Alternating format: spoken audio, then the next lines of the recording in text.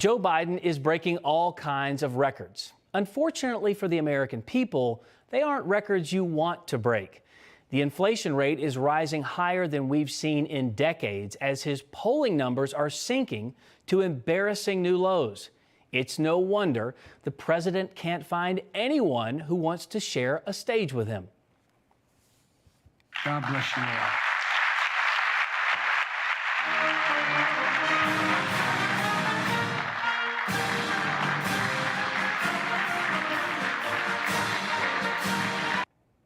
That moment right there perfectly encapsulates this presidency. On the surface, it's hilarious. The president wandering around, looking off in the distance aimlessly. But it's also very sad and incredibly scary. This is the leader of the free world. Regardless of political party, you want them to show strength. He is completely unaware of his surroundings.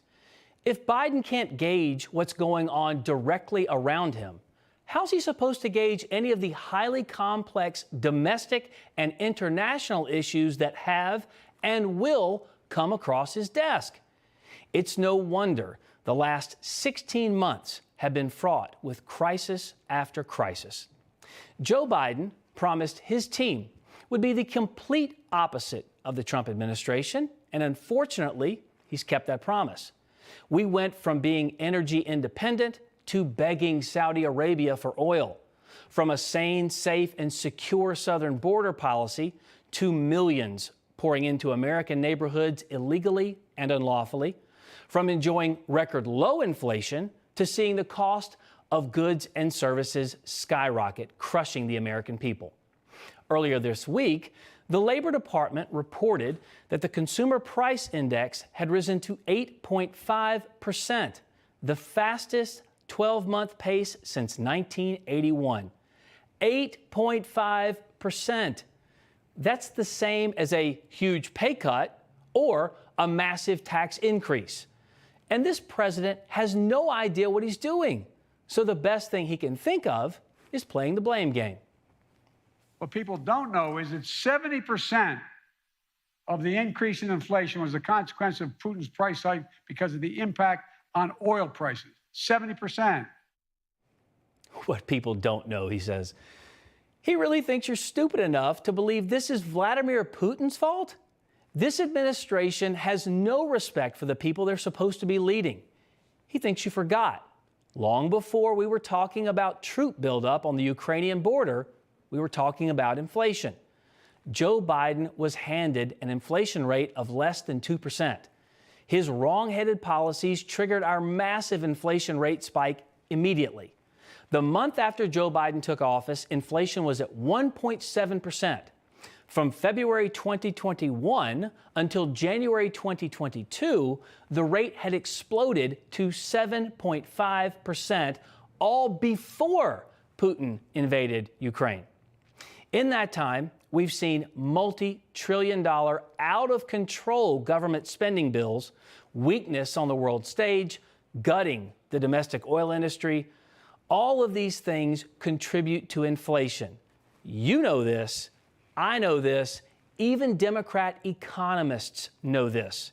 And I guarantee you the White House knows this too. And that's why the administration has announced a major policy shift.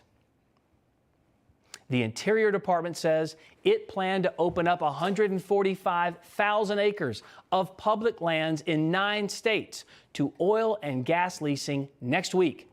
That's the first new fossil fuel permit to be offered on public lands since President Biden took office. The Green New Dealers are not going to be happy about that one. And you can be assured this administration will continue to point fingers, shift blame, and attempt to absolve themselves from the great sin of providing cheaper, cleaner energy to the American people.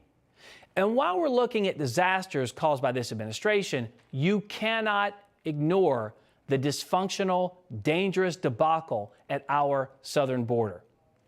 The Center for Immigration Studies has released a report that says under Biden, DHS has released more than 756,000 southwest border migrants. That record-setting number is with Title 42 still in place. Removing office, you'll remember migrants rushed to the southern border in caravans, wave after wave. And that's going to pale in comparison to what we'll see in the next few weeks when Title 42 expires. This administration has no rational policy in place or any plan moving forward for our immigrants except to release millions of them into American neighborhoods. Officials from the Federal Emergency Management Agency have prepared for an influx of 18,000 migrants per day. That's more than 500,000 per month. That's triple what the current border numbers are. This administration is undoubtedly a train wreck. But the silver lining is poll numbers show Americans see what's happening to this country and they know who's responsible. Quinnipiac shows 33% approval for Joe Biden. NBC shows 38%, Reuters 41%, CBS has Biden at 42%. This is an historic political collapse. Even the staunchest Biden defenders and apologists over at CNN had to recognize this reality.